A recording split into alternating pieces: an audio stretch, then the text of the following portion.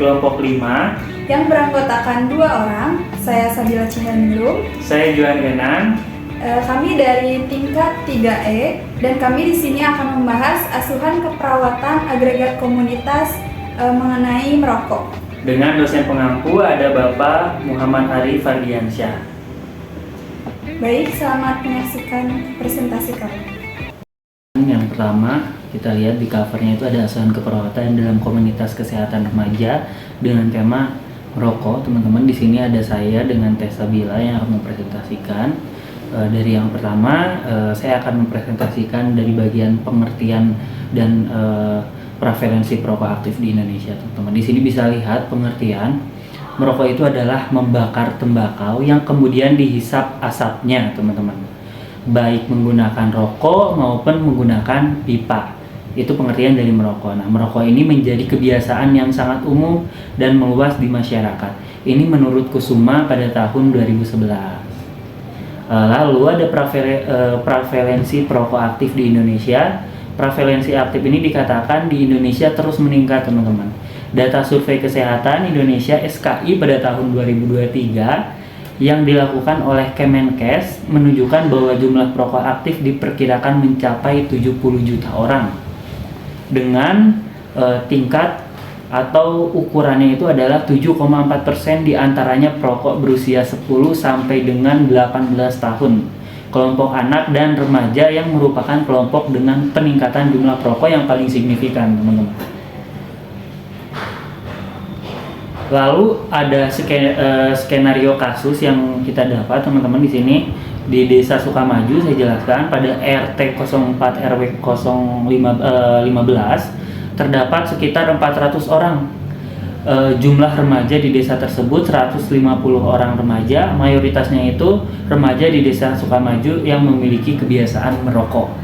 Nah, lalu tidak hanya remaja, teman-teman, bukan remaja putra saja, tapi bahkan ada remaja putri yang sering merokok. Rata usia pertama merokok mereka yaitu adalah 10 tahun, sangat miris memang. Nah, dari jumlah 150 remaja di Desa Sukamaju ini sebanyak 130 orang atau sekitar 87% sering mengkonsumsi rokok, dan 110 orang yaitu 85% remaja laki-laki dan 20 orang yaitu 15% remaja perempuan, sedangkan 20 orang dari 13% itu remaja tidak merokok. Alasan remaja mereka merokok yaitu karena coba-coba awalnya, karena ikut teman dan karena ingin terlihat gaul atau keren. Nah, lalu untuk yang lainnya di lingkungan Desa Sukamaju banyak terdapat permohonan dengan tipe permanen dengan persentase 200 orang atau 50% permanen. Nah, 152 orang atau sekitar 38% semi permanen dan 48 orang atau sekitar 12% tidak permanen. Terdapat 2 tempat ibadah di Desa Sukamaju.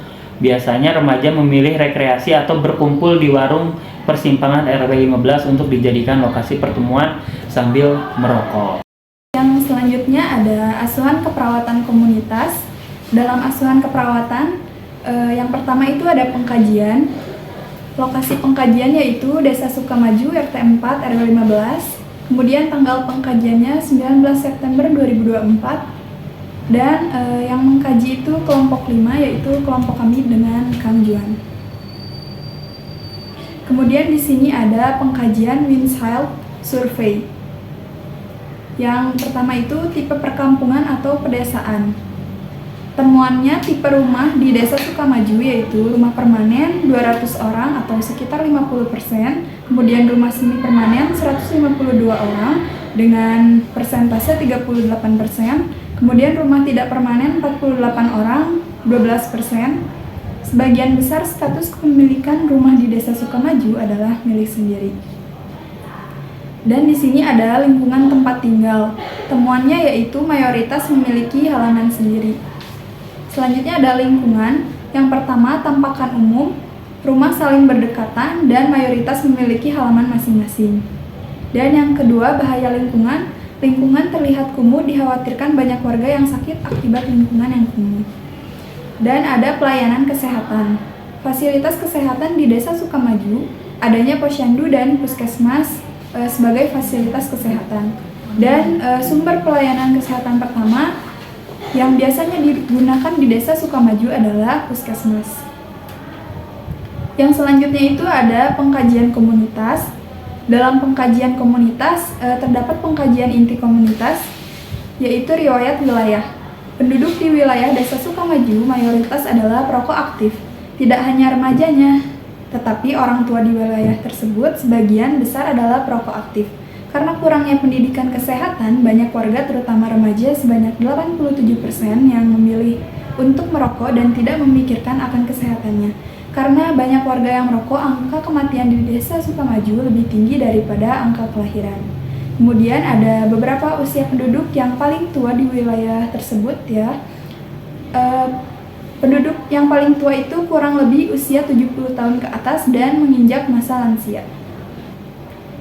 Di sini ada demografi, usia dan jenis kelamin kelompok atau komunitas yang dibina. Usia remaja itu 10-19 tahun yang berjumlah 150 orang, berjenis kelamin laki-laki dan perempuan. Untuk ras atau etniknya, dalam Desa Sukamaju itu ras dan etnik suku Sunda. Tingkat pendidikan masyarakat di Desa Sukamaju sebagian adalah yang sedang sekolah, yaitu sejumlah 150 orang. Sama seperti yang sudah disebutkan di dalam skenario kasus yang sudah dijelaskan oleh Kang Juan. Tidak bersekolah 40 orang, tamatan SD 65 orang, tamatan SLTP 65 orang, tamatan SLTA 60 orang, dan 20 orang lagi lulusan perguruan tinggi. Mayoritas di Desa Sukamaju, status pekerjaan penduduknya yaitu buruh atau tani pabrik, PNS atau ABRI-nya 20%, pegawai swastanya 20%, wira swasta 20%, buruh tani pabrik 40%. Kemudian di sini penghasilan keluarga rata-rata yaitu 2 juta per bulan. Pengeluaran penduduk relatif masing-masing keluarga mempunyai pengeluaran yang berbeda-beda. Sebagian remaja tidak memiliki penghasilan dan masih bergantung pada orang tua mereka dalam pemenuhan kebutuhan. Nah, di sini ada juga sudah disebutkan kurang dari UMR yaitu 55%, kemudian UMR 35%, dan lebih dari UMR itu adalah 10%. Di sini ada statistik vital pada prevalensi masalah sebanyak 130 orang atau dalam persentasenya yaitu 87%, dan sering mengkonsumsi rokok. 110 orangnya lagi remaja laki-laki, 20 orangnya remaja perempuan. Nilai dan kepercayaan dalam Desa Sukamaju yaitu mayoritas penduduk di sekitar wilayah beragama Islam. Beragama Islam 70%, Kristen 10%, Hindu 10%, dan Buddha 10%. Bangunan tempat ibadah di Desa Sukamaju terdapat 2 masjid yang digunakan untuk beribadah untuk sholat berjamaah. Di sini ada bagian C-nya, kita bisa lihat semua. Ada pengkajian dan subsistem komunitas. Di sebelah kiri saya pengkajian subsistem 1 yaitu lingkungan. Teman-teman bisa lihat ada bagian inspeksinya, di mana yang kita ambil di sini ada 3 bagian, yaitu ada peta RW, rawan masalah kesehatan di RW yang dikelola. Itu yang pertama. Yang kedua adanya pasar, dan yang ketiga adanya tempat rekreasi. Nah, lalu di bagian sebelah kanannya ada temuan yang dinarasikan. Yang pertama itu merokok merupakan sebuah kebiasaan di Desa Sukamaju. Merokok tidak hanya dilakukan remaja putra, tapi dilakukan oleh remaja putri juga yang ada merokok karena merasa gaul ketika merokok. Lalu yang kedua itu terdapat pasar di daerah Desa Sukamaju, teman-teman. Itu bagian pengkajian subsistem satunya. Yang lanjutannya kita bisa lihat juga tadi bagian ketiganya yang di temuan itu, tempat rekreasi yang paling diminati adalah taman kota. Biasanya mereka sambil merokok, teman-teman. Lalu yang kedua, tanda vital. Di sini kita bisa lihat bersama kondisi lingkungan dan rumahnya itu seperti apa. Untuk temuannya yang dinarasikan, mayoritas penduduk sudah memiliki rumah permanen sekitar 50%, semi permanen 38%, tidak permanen 12%, yang tidak permanennya. Sebagian masyarakat mempunyai halaman, terdapat balai pertemuan khusus yang digunakan untuk melakukan rapat dengan kader-kader.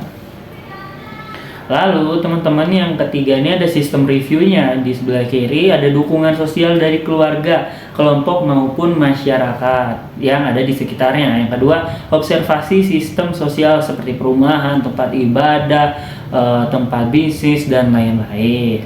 Lalu yang sebelah kanannya, yang bagian temuan yang dinarasikan ada dukungan dan observasi lanjutannya. Nah, bagian dukungan ini yang diberikan oleh pemerintah, keluarga maupun masyarakat, yaitu adanya fasilitas kesehatan seperti puskesmas dan posyandu untuk melakukan cek kesehatan. Yang kedua, ada observasi yang dilakukan, yaitu terdapat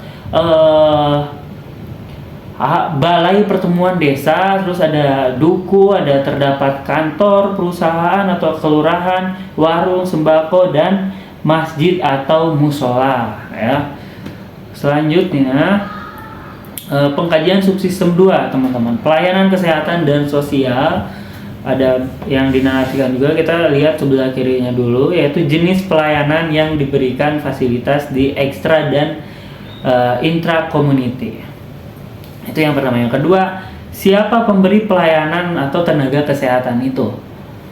Yang temuannya yang dinarasikan, yang pertama itu ada jenis pelayanan yang sering diberikan, yaitu pelayanan puskesmas. Lalu pemberian pelayanan kesehatan, pemberian pelayanan di puskesmas, yaitu ada para dokter, perawat, bidan, posyandu dibantu oleh para kader masyarakat. Lalu ada angka statistik pengguna pelayanan kesehatan puskesmas sekitar 40%, di RS 20%, klinik mandiri ada 5%. Dan kebiasaan check up masyarakat tiap bulannya itu terhitung rutin 20%. Selanjutnya ada pengkajian subsistem 3, bagian ekonominya. Nah, status pekerjaan penduduk, kategori pekerjaan penduduk, jenis pekerjaan, ada kemampuan keluarga menyediakan makanan bergizi. Temuannya, yang pertama, status pekerjaan penduduk, rata-rata bekerjanya, kategori pekerjaan ada PNS, ABRI sekitar 20%, pegawai swasta 20%, wira swasta 20%, dan buruh tani atau pabrik itu 40%. Nah, lalu kemampuan keluarga menyediakan makanannya. Rata-rata keluarga mampu menyediakan makanan bergizi seperti buah dan sayur. Itu rata-rata keluarga mampu untuk menyediakan makanan bergizi. Selanjutnya, ada pengkajian subsistem 4, keamanan dan transportasi, ya. Keamanan ini sanitasi seperti sumber air, kualitas air, pembuangan limbah, dan yang kedua itu ada keamanan makanan jajanan. Ya, yang temuannya ada sanitasi jenis septic tank leher angka sekitar 80%, kloset duduk 20%, jarak safety tank dengan sumber air itu kurang lebih 10 meter. Sumber air yang digunakan adalah air sumur sekitar 40% dan pump sekitar 60%. Nah, kebiasaan membuang sampah di tempat sampah ini sudah ada jika sudah kering sampah dibakar 30%, sampah yang dibakar 30%. Memakai jasa angkut sampah itu sekitar 70%.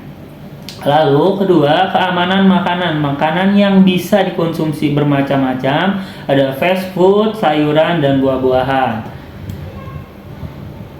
Selanjutnya bagian transportasi, ada jenis transportasi yang digunakan oleh masyarakat, pelayanan transportasi, lalu kondisi jalannya. Lalu transportasi, bagian temuannya itu ada transportasi yang memang digunakan bermacam-macam, ada yang menggunakan motor pribadi sekitar 85% yang paling banyak. Lalu kendaraan umum itu 10% dan jalan kaki yang paling sedikit sekitar 5%. Ada pelayanan transportasi, di bagian temuannya transportasi umum itu seperti ojek online dan kondisi jalan. Nah, ini kita lanjut ke bagian pengkajian subsistem 5, politik dan pemerintah. Nah, kebijakan pemerintah setempat dalam mengatasi masalah kesehatan yang ada di masyarakat, itu poin pertama bisa kita lihat bersama di sebelah kiri. Lalu yang kedua, kegiatan yang telah dilakukan oleh pemerintah untuk meningkatkan status kesehatan masyarakat. Untuk temuannya yang dinarasikan, yang pertama itu tentang kebijakan pemerintah. Kebijakan pemerintah yang telah diupayakan untuk menekan angka melonjaknya perokok aktif adalah dengan banyak mengiklankan tentang bahaya merokok dan aktif memberikan edukasi tentang merokok. Nah, selanjutnya temuan yang ditemukan itu ada kegiatan yang dilakukan pemerintah. Yang dilakukan pemerintah ini adalah mengadakan sosialisasi mengenai kesehatan remaja. Lalu pengkajian subsistem 6, komunikasi, kita ada temuannya juga, bisa dilihat di sini di sebelah kiri. Media komunikasi yang dimiliki oleh keluarga, koran, revisi radio, lalu ada konsultasi dengan tenaga kesehatan dalam mengatasi masalah kesehatan. Nah, media komunikasi, media yang digunakan untuk komunikasi berbagai macam seperti handphone dan televisi. Lalu ada konsultasi untuk menangani masalah. Konsultasi untuk menangani masalah bagi para perokok yang ingin diberi penyuluhan, itu untuk berhenti dari kebiasaan merokok. Ini masih menjadi masalah di antara masyarakat dan pemerintahan karena komunikasi yang terbatas dan ketidaktahuan masyarakat. Selanjutnya, pengkajian subsistem 7, pendidikan. Nah, di sebelah kiri yang atas ini ada fasilitas pendidikan atau informasi yang ada di masyarakat yang dapat dimanfaatkan oleh keluarga seperti koran dinding dan perpustakaan. Untuk temuannya, fasilitas umum, fasilitas di lingkungan masyarakat yang dapat digunakan untuk menyebarkan pendidikan dan informasi adalah melalui koran dan grup WhatsApp. Lalu subsistem yang 8 ini ada bagian rekreasinya. Makanan yang sering dikonsumsi saat makan di luar, kebiasaan rekreasi. Temuannya, makanan yang dikonsumsi yang pertama ini, makanan yang biasa dikonsumsi masyarakat ini bermacam-macam. Namun yang menjadi faktor atau yang menjadi favorit ini adalah olahan ayam atau chicken atau makanan cepat saji. Nah, kebiasaan rekreasi biasanya pemuda berekreasi bersama setahun sekali dan melakukan kebiasaan merokok saat waktu luang di tengah-tengah rekreasi. Baik, yang selanjutnya ada pengkajian persepsi. Pada pengkajian persepsi komunitas, dalam kasus ini peran perawat sangatlah penting, salah satunya dengan cara melakukan pengabdian kepada masyarakat yang berbasis pada layanan sosialisasi dan pencegahan merokok pada remaja, yang ditujukan untuk mengurangi masalah merokok pada remaja. Kemudian ada persepsi perawat, pernyataan umum mengenai kondisi kesehatan. Yang pertama, melakukan pendidikan kesehatan kepada warga di RT 4 RW 15 di Desa Sukamaju, dan memberikan edukasi terhadap warga sekitar mengenai bahaya merokok dan memberikan penyuluhan terhadap warga cara berhenti merokok. Kemudian ada analisis data. Di sini ada data sekunder dan data observasi. Data sekunder biasanya pemuda berekreasi bersama setahun sekali dan melakukan tindakan kebiasaan merokok saat waktu luang di tengah-tengah rekreasi. Dan pada data observasi, penduduk wilayah Desa Sukamaju mayoritas adalah perokok aktif. Tidak hanya remajanya, tetapi orang tua di wilayah tersebut sebagian besar adalah perokok aktif. Dan di sini kita mengambil masalah perilaku kesehatan cenderung beresiko. Kemudian yang kedua, data sekunder. Dari jumlah 150 remaja di Desa Sukamaju, sebanyak 130 orang atau 87% sering mengkonsumsi rokok. Data observasi distribusi perokok berdasarkan tingkat pendidikan formal tidak bersekolah 40 orang, tamatan SD 65 orang, kemudian tamatan SMP 65 orang, tamatan SMA 60 orang, dan 20 orang lulusan perguruan tinggi. Dan di sini ada konsultasi untuk menangani masalah bagi para perokok yang ingin dibimbing untuk berhenti dari kebiasaan merokok. Ini masih menjadi masalah di antara masyarakat dan pemerintah karena komunikasi yang terbatas. Dan di sini mendapatkan masalah defisiensi kesehatan komunitas. Baik, di sini diagnosa keperawatan yang kita ambil. Yang pertama itu perilaku kesehatan cenderung beresiko, dan yang kedua defisiensi kesehatan komunitas. Selanjutnya ada perencanaan atau intervensi keperawatan. Di sini datanya terdapat dua, yaitu data sekunder dan data observasi. Kalau data sekunder biasanya itu pemuda berekreasi bersama setahun sekali dan melakukan kebiasaan merokok saat waktu luang di tengah-tengah rekreasi. Dan pada data observasi, penduduk di wilayah Desa Sukamaju mayoritasnya adalah perokok aktif. Dan tidak hanya itu ya, tidak hanya remajanya saja, tetapi orang tua di wilayah tersebut sebagian besar adalah perokok aktif. Di sini diagnosa yang kami ambil tadi sudah dijelaskan. Yang pertama itu perilaku kesehatan cenderung beresiko. Dan hasilnya, setelah dilakukan tindakan keperawatan komunitas, diharapkan perilaku kesehatan cenderung beresiko. Kriteria hasilnya, yang pertama itu menunjukkan pemahaman perilaku sehat meningkat, kemampuan menjalankan perilaku sehat meningkat, memiliki sistem pendukung meningkat. Dan di sini intervensinya yaitu modifikasi perilaku keterampilan sosial, observasi, identifikasi perilaku upaya kesehatan yang dapat ditingkatkan, dan terapeutiknya beri lingkungan yang mendukung upaya kesehatan, orientasi pelayanan kesehatan yang dapat dimanfaatkan, dan di sini edukasinya anjurkan mengurangi rokok berlebih, anjurkan tidak merokok di dalam rumah. Rencana kegiatan yang akan kami lakukan yaitu memberi penyuluhan kepada masyarakat agar mengurangi kebiasaan merokok.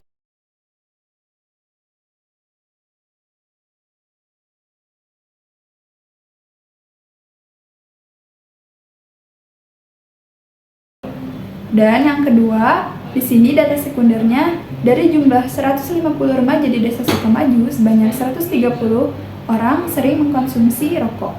Data observasinya, distribusi perokok berdasarkan tingkat pendidikan formal, tidak bersekolah 40 orang, tamatan SD 65 orang, tamatan SMP 65 orang, tamatan SMA 60 orang, dan 20 orang lulusan perguruan tinggi. Dan konsultasi untuk menangani masalah bagi para perokok yang ingin dibimbing untuk berhenti dari kebiasaan merokok ya. Kemudian di sini ada defisiensi kesehatan komunitas. Di sini kriteria hasilnya yaitu perilaku sesuai anjuran meningkat, kemampuan menjelaskan pengetahuan tentang suatu topik meningkat, perilaku sesuai pengetahuan meningkat, dan perilaku membaik. Dan didapatkan intervensi, identifikasi kepatuhan menjalani program pengobatan, buat komitmen menjalani program pengobatan dengan baik, informasikan program pengobatan yang harus dijalani, dan yang terakhir, informasikan manfaat yang akan diperoleh jika teratur menjalani program tersebut. Nah, di sini kami akan melakukan pemberian penyuluhan ke masyarakat agar pengetahuan tentang bahaya merokok dapat meningkat.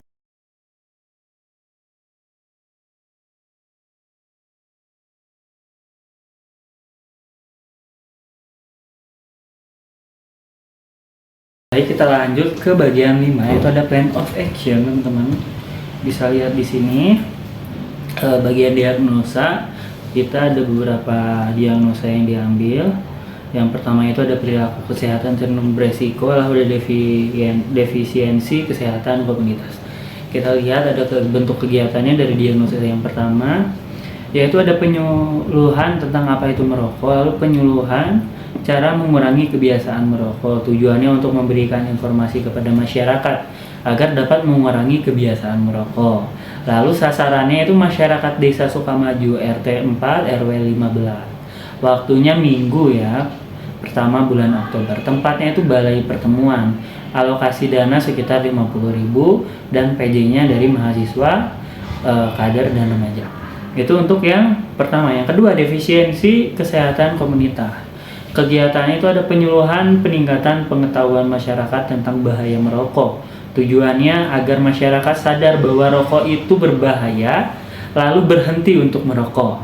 Nah, untuk sasarannya masyarakat Desa Sukamaju sama RT 4 RW 15. Untuk waktunya minggu pertama bulan Oktober di balai pertemuan, dananya sekitar 50.000 dan sama penanggung jawabnya itu adalah mahasiswa, kader, dan remaja.